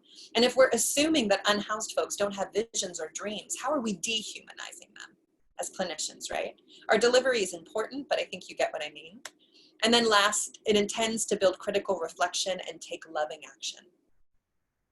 So with that, I'm going to skip through this as well. So this is kind of jumping off of Bronfenbrenner's ecological systems theory. There's a different proposal that I have to expand that a bit that you have in your handouts. And if you have any question about it, you're welcome to reach out to me to explain it a little bit more. So with that, I want to take the time to ask, kind of engaged in a little bit of a whiteboard exercise together that is based off of this question of what are we tending to and what are we attending to? So if we're going to ask that question from the, I want to recognize what Tatiana said here. Conduct disorder just sounds like police language. You're not wrong, right? There's a reason for that. You know, these systems work deeply in bed together. And also, another side note, any place that you're working at, it's important to know where the funding streams are coming from. Yeah, like if you are working in an organization who is getting funds directly from the federal government, and some of that federal government involves the FBI or the Department of Homeland Security, you can basically guarantee that you're going to have to be more careful about working with undocumented folks, for example, right? Knowing where the money comes from has a big impact on the work you're able to do. So having that awareness is only going to help you be able to figure out the workarounds. Yeah. So yeah, I want to whiteboard a little bit and ask this question as we're starting the process of wrapping up today, of what is it that we are attending and what is it that we're tending to. But before we do that, I want to get our bodies back involved because we've been talking a lot and this is Zoom and you've been in for days and so much stuff is going on. So I want to engage in a sculpt. So y'all are familiar with sculpting? This is something you've done in graduate school? Yeah, okay, great. So I want to engage in a sculpt. And what I'm going to do is read to you 3 different poems. And all 3 of these poems are written by the poet Nayyirah Waheed that I mentioned earlier. A really incredible Black poetess who wrote a really beautiful book called Salt that if you haven't read, I would highly recommend it. And has a second book that was recently released. And I'm going to read these 3 poems to you, and I'm going to read them 3 times. I'll read them twice for you to consider. We'll get into the sculpt, and then I'll read them once as your sculpt exists. If you put yourself into a sculpt where you're not able to look at the screen and see the other sculpts people are supplying, I'll give you a moment to kind of put your head up and look at what people are doing in the space before we move on to the next poem. Does all of that sound okay? Yeah. If it doesn't feel all right for you to turn on your screen, you know we're all right with that. If it does, I invite you to take part in this process, okay? So the first poem is this. If the ocean can calm itself, so can you. We are both salt water mixed with air. Again, if the ocean can calm itself, so can you. We are both salt water mixed with air.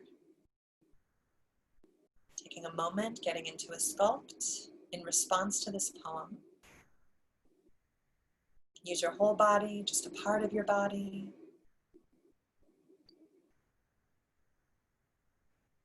It can be stagnant or moving. If the ocean can calm itself, so can you. We are both salt water mixed with air. If you're in a position that feels like you can't see your colleagues here, just kind of lift your head up for a moment and take a look at what other folk are creating. Right. And then we'll drop that one. Do whatever you need to do to shake it out. You can shake your hands. I love sweeps. It's really great for trauma survivors to wake up the body, especially if dissociation is happening. So running your hands down your arms, the top of your chest, your stomach, and the back of your neck, right? Depending on your tradition, this could be called waking up ancestors, yeah?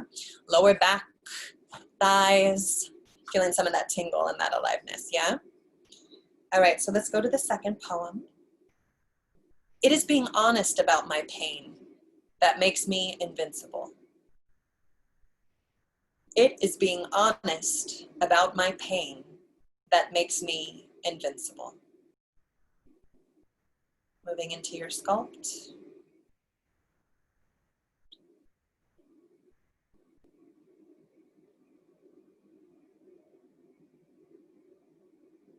And if you're unable to see your colleagues, just bringing your head down to take a look around and seeing what other folks have created.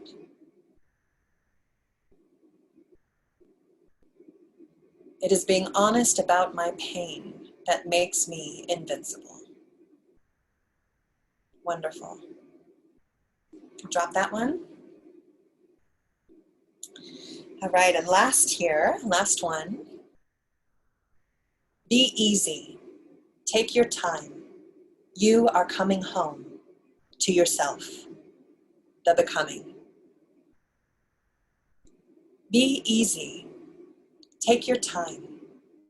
You are coming home to yourself, the becoming. Moving into your sculpt.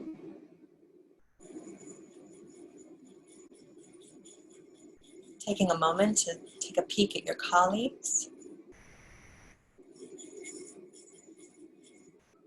Great. Be easy. Take your time. You are coming home to yourself, the becoming. Wonderful. We can drop that. Thank you for engaging in that with me.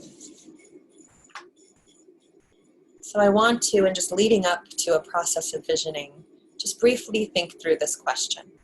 What are we tending and what are we attending to? And I'm going to ask that question with two other layers of specificity. I'm going to put up our whiteboard. Okay. So the question that I want us to answer here is, what are we tending to with our clients around the systems that they might experience, around things in their world that might come into the therapy room that might not explicitly be related to whatever it is that they say that they want to work on, right? What kinds of things might get in our clients' way? What kinds of things might provide those barriers we have to work through? What are we tending to in being advocates and allied to our clients? Feel free to type in whenever you feel.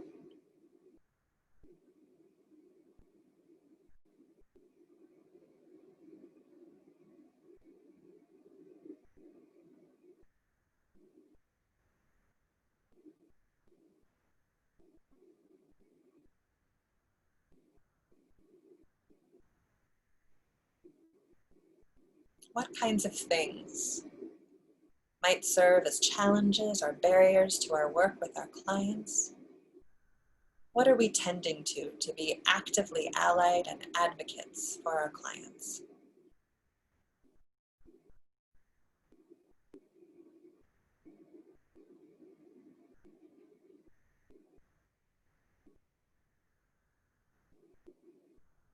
I want to make sure that we can access this whiteboard. Yeah, I'm not seeing any of the tools. You're not seeing any of the tools? You can't see these ones right up on top here? I can't. I don't know if other people Okay. Can other people? No, I can't see the tools. Oh, wait. Yeah. Oh, wait. I see it at the bottom for me. At the bottom? Is that helpful? Can you see it now? Do you see a red line on the whiteboard? Oh, I see it. Yeah, I just drew a red line because I didn't know if it was going to work. So it was at the bottom for me. Perfect. Yeah. Sometimes it's up at there's like a green saying Jadelynn sharing your screen. It says view options. If you click that, there's an annotate choice. And if you select annotate, it gives you a toolbar. Oh, thank you. Yay, Phil, for knowing what to do. Might be a new practice for Zoom class. Yeah. There's lots of toys there. Yeah. And if you're on a phone or tablet, you can, I think, use your emoji word also.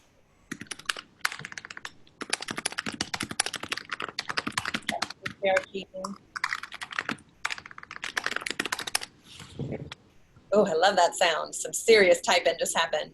People who were never loved without it, coexisting with abuse. Yes. Our own social location as therapists, being honest with ourselves and our own biases, especially ones that are subconscious. Yes. Pathologized behavior. What else? What are we tending to? My dreams and theirs. Yes. What are we tending to?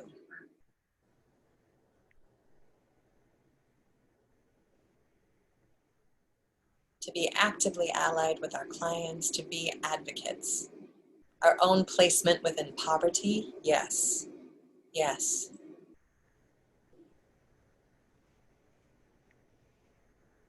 Am I serving myself or the client? Yes. Years of oppression passed down in everyday life and acts of survival, yes. My dreams and theirs, a heart, what else?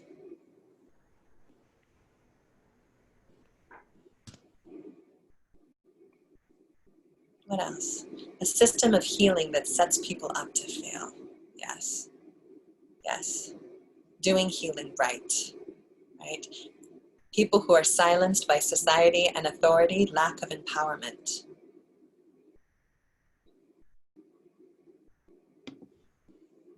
Just another moment here, another minute. What else wants to be added? Systems, including our agencies, that normalize dehumanization. Yes. Yes.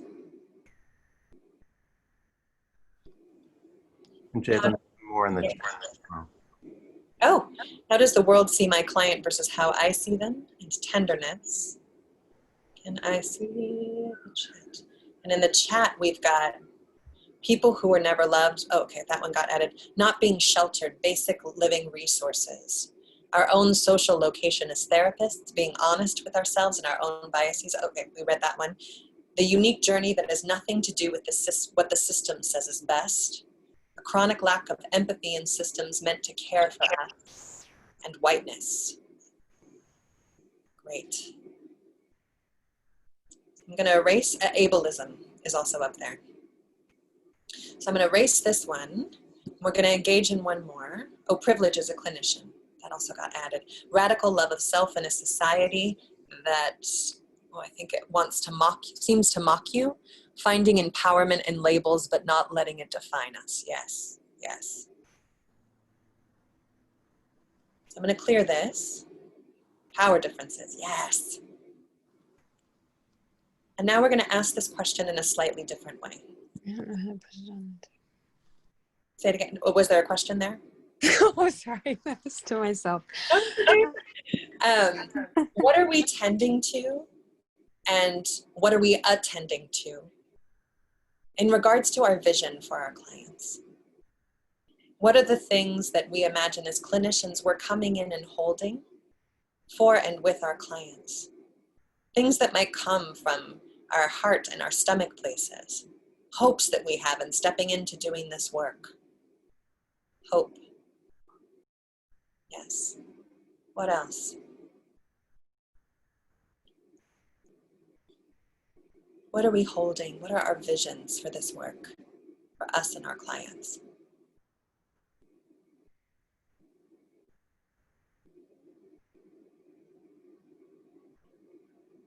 Either the chat box or the whiteboard.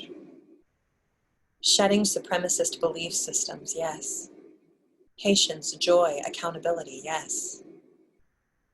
Agency, yes. A diamond shape, holding what they have held alone together, yes. Externalizing stories that might be holding them down, joining. Empowering communities through empowering individuals, trust. What else? What are we holding as visions for our clients in this work? A new idea of success, yes, yes. Openness to cross-cultural and international experiences, yes. Seeing them, yes. Believing in another world, yes, yes. empowering them to know that their stories matter. Yes, trust. Dismantling a timeline of healing in binary-oriented narratives. Yes. Space to be themselves. Yes. What else?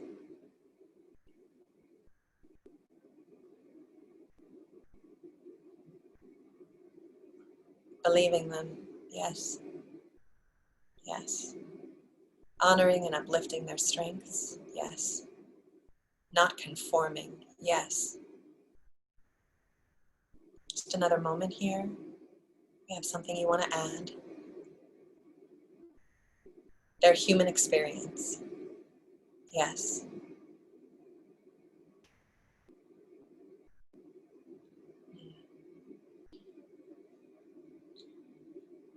So I'm going to stop this here. This visioning practice, taking the time to actually not only uplift vision, but to believe that vision matters, is something that has been so essential for me as a person that's been working in this work for over a decade. As a clinician, as an organizer, as an artist, as an individual, all of that. I notice that in most spaces, the vision is one of the first things that we cut, right? And without the vision, we don't know how to work backwards to get to the future that we know is possible. We talked about so many systems and aspects of systems today that want us to believe that this way, I also want to add what Anna added, reflecting love. Yes. They want us to believe that this way of doing the work is the only way, I'm going to stop sharing, is the only way that this work can get done. That we have to annihilate ourselves in order to be of service to others, that our clients have to be complicit in systems. And sometimes that's true, right? Sometimes there's going to be times where I can't work my way out of a situation, or a client contacts me and I don't have a referral to that for them because it doesn't exist. Yeah. What do we do then? How do we work within this system with integrity? And how do we show with radical transparency to our clients that our hope is that our work is ultimately not only seeking to serve them within the context of our individual office, but wants to impact the larger system? Because very much the way that our clients are impacted in our work together gets carried out into their other relationships. There's a ripple effect, right? I often talk about trauma. It's like when a stone hits the water and there's all those ripples that happen after it. It's not just the moment of impact and the immediate aftermath. The way that the ripples spread is really specific to individuals, and working with them to understand how those ripples spread is a big part of what we're called to do as folks midwifing this process, mid-personing this process, right? So in order to carry that vision forward as our last sort of closing exercise today, I'm going to show you how to change your virtual background. And what I'm going to invite us to do is for you to choose either an image you already have on your computer or an image that you can just drag and drop to your desktop from the internet to change your background to. That is just a little bit of a suggestion or something that references this vision that you imagine for the future. A new world where you imagine this work around trauma can be held in a different way. Yeah? The vision that you have for yourself and the clients you will work with. So in order to change your backdrop, let me see if I can figure out how to share my screen in a way that's actually going to be helpful to you. 1 second. No.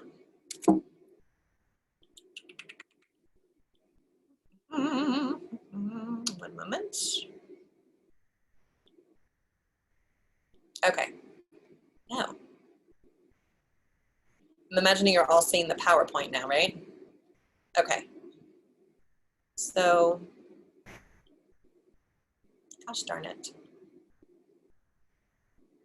Okay, you can kind of see this. So if you go to the icon that has the camera that says stop video, there's that little arrow there. Click the arrow and it'll give you the option to choose a virtual background. So you hit choose virtual background, and then you have the option of clicking this little cross here to add an image from your desktop that you can drag and drop there. or to choose a virtual background that's already there or one that you already have uploaded. So for example, for me, I'm going to choose this one. Okay. And so now we see in my backdrop that I have these two snails that have their trunks wrapped around each other with these homes on their back.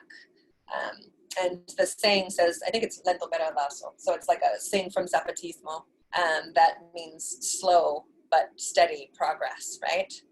And I choose this image because snails are interdependent, and snails have the option to move slowly and still achieve these gains, so that the revolution, even if it is slow and spacious, that we're still moving in that direction. But snails also can take out an entire crop overnight, so they're not to be trifled with. So this is part of my vision for thinking about the future, yeah? So all of you find an image, upload it to your background, and for our closing, I'll give you like 2 minutes to do this. And can I have consent to go 5 minutes over? Does that feel okay? Just 5 minutes? And if you have to go, that's totally fine. Yeah, okay, all right. We'll try to wrap it up as quickly as possible. So we'll do the virtual background, and then I want us to go around and each person say one word that is in relation to this vision. And we can see your background. Does that make sense? I can't change it. It says something about my web changes can't work. All right, no problem. So we can do this. Find something in your environment to show if that works, or just say a word. Just say one word that relates to this question of vision, how to move forward. If it's too complicated, no problem. No problem. I'll say, so here's my background. Mm-hmm. Colorful rocks underwater. Mm-hmm. So I'm thinking of a stream. Yeah. Or, yeah. Beautiful. Thank you. Anyone else want to share just one word that might give us a taste of what your vision might be like? A seedling. Seedling. Thank you. Who else?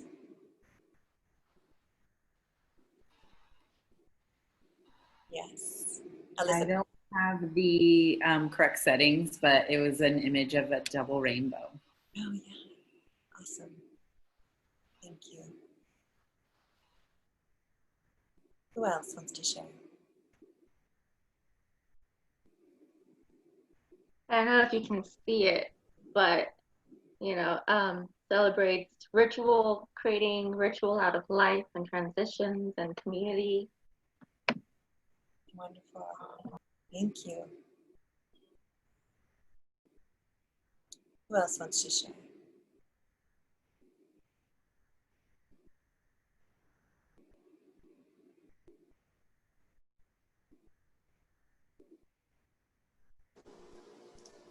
Slowing down. Slowing down. Thank you, Chelsea.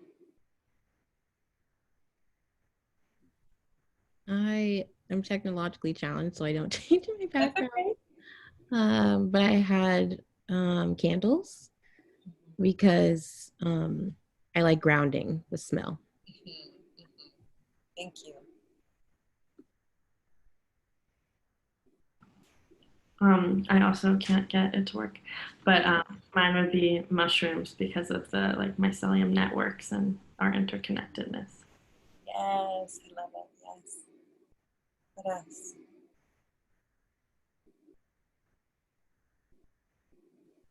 I also am not sure how to give myself a background, especially on a phone, but I think if I were to pick one, it would be like up in the clouds. Up in the clouds. Like transcendence. Transcendence, yes, thank you. Tatiana also says breathing and fresh air. What else? I can go off of that one. Same with the phone technicalities, but growth and yeah, roots. Yeah, beautiful. Thank you.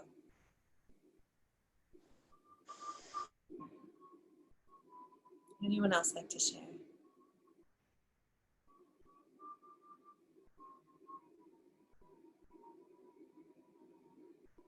And it's okay, you're never required. But if you'd like to, it's here for you to take the space. I can go. Yeah. I couldn't put the image. I don't know if you can see that now. Yes. Uh-huh. My son drew that, and I thought it's amazing because it's a symbol of listening and like containing or hugging. So like I'm listening and I'm like containing that, hugging that. Thank you. Thank you. Anyone else?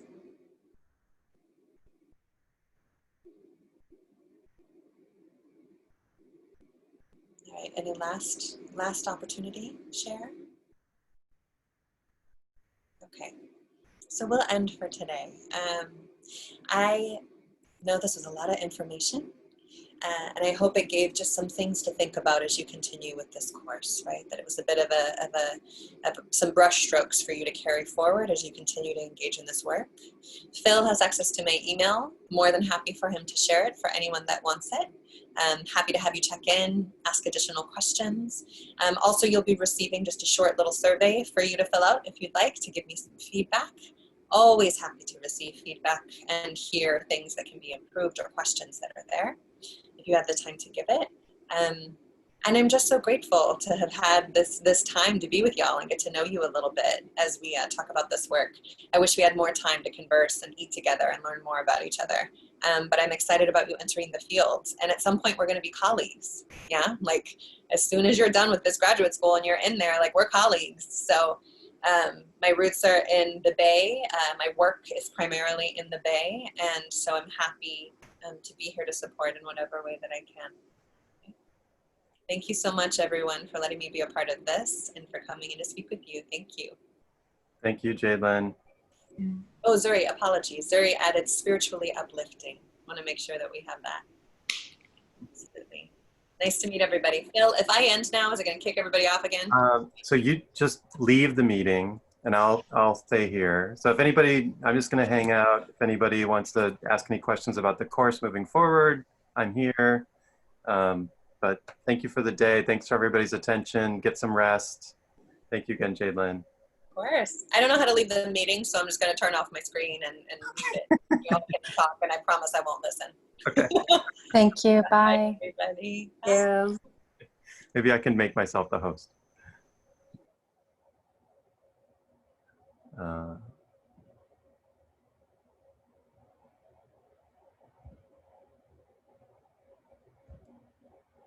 All right. So if anybody has any questions about the course. So many questions.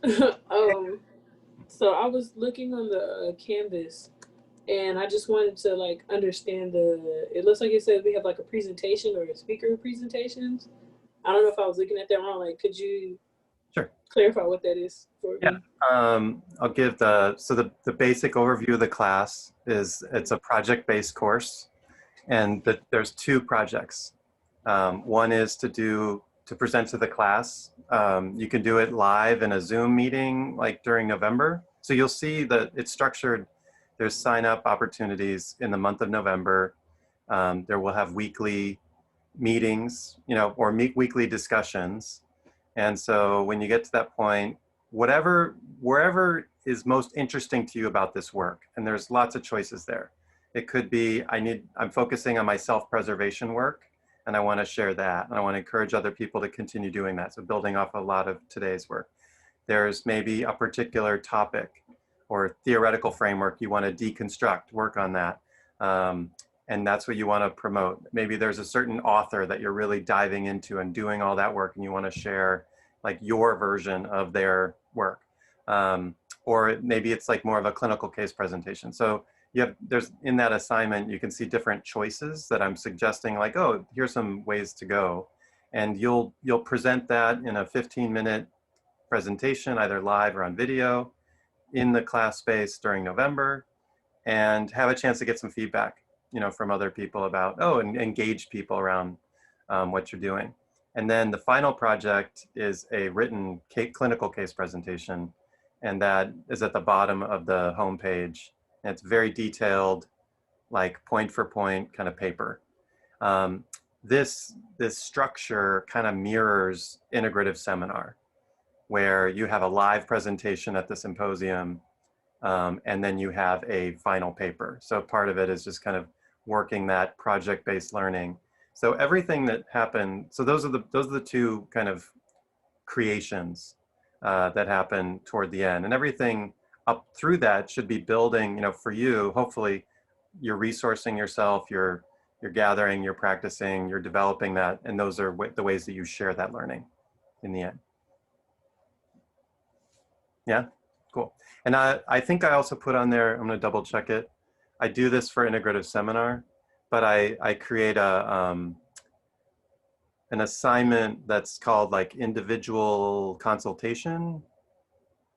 So if you look at September learning, there's the oral presentation, and then there's also an individual consultation. So what I'm offering to do is meet at least once with everyone before you present, just to have a conversation about your work and see what, you know, if you want to, how it can support you in developing your presentation. So you can really do that anytime. I'm available, you know, I have office hours every week for one-on-one connection, and we'll have weekly discussions online. So, you know, hopefully you're following different threads. As a kind of graduate seminar, it's a little bit different. I'm willing for everybody to be working on different subjects all semester. And it's just kind of like there's weekly themes that I think take us into the work through September, these big questions about what is trauma, what are the words, all this, you know, today's lecture was amazing in terms of kicking off those discussions and kind of getting into like, okay, what are the frameworks we're working with? And then October gets into more EXA and creative art therapy. But, you know, through that, you might be following a thread that's really meaningful to you. And I want those to be, I want to lift those up throughout the whole semester. Other questions for the folks? Hey, Becky. Hi, just to clarify, so the oral presentation is in November or September? It's during the month of November. So if you go down on the homepage, the module called November Student-Led Learning.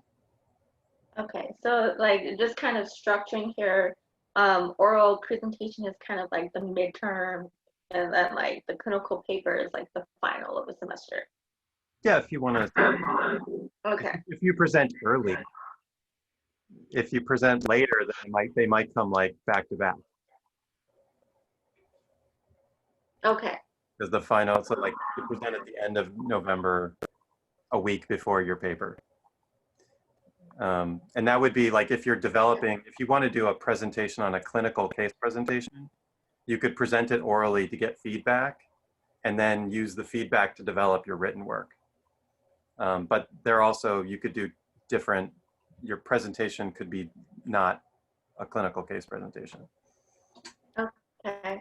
Yeah. And then you know, there is a, like, I'm confusing things. So like there's a symposium, which is like next, like in January. Right. And then after January, we have another like final paper. So after the symposium. Yeah, so Christine will talk to you about that flow. Okay, yeah, and that's another class. Yeah. Okay, got it.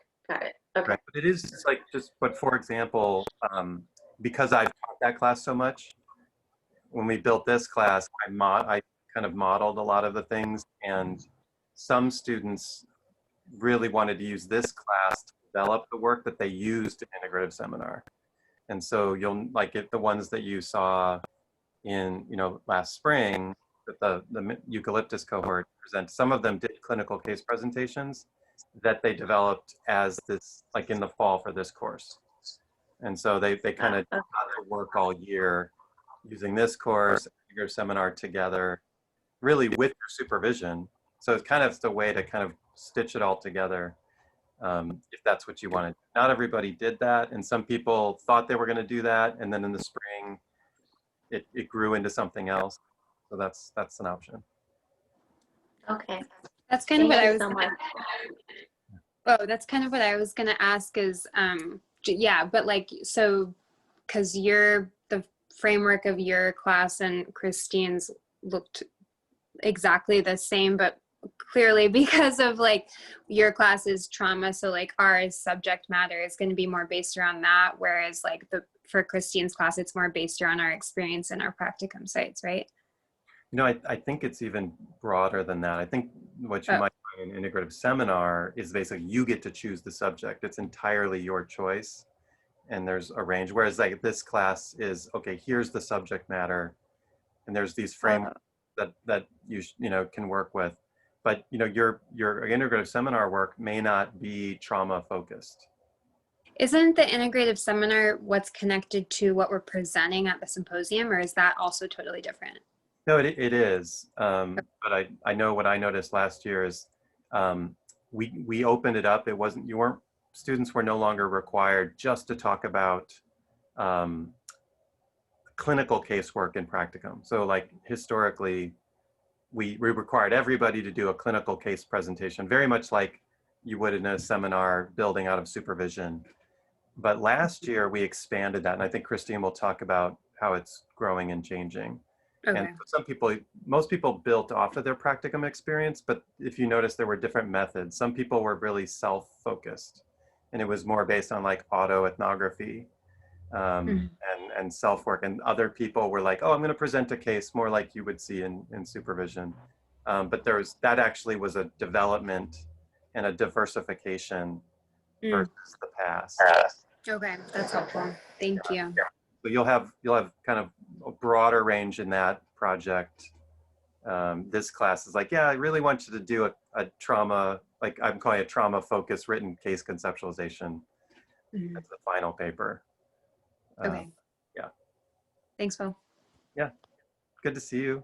Nice to talk with you. Reach out again if other questions pop up. And Ketki or Nora, Ketki, any follow-up questions, or Nora, any other questions? And no?